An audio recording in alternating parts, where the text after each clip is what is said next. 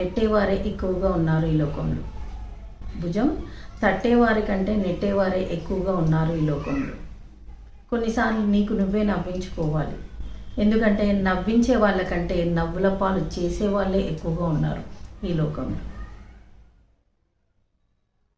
కొన్నిసార్లు నీకు నువ్వే ఓదార్చుకోవాలి. ఎందుకంటే ఓదార్చేవారి కంటే ఏమార్చేవారే ఎక్కువగా ఉన్నారని తెలుసుకొని మసులుకో మిత్రమా.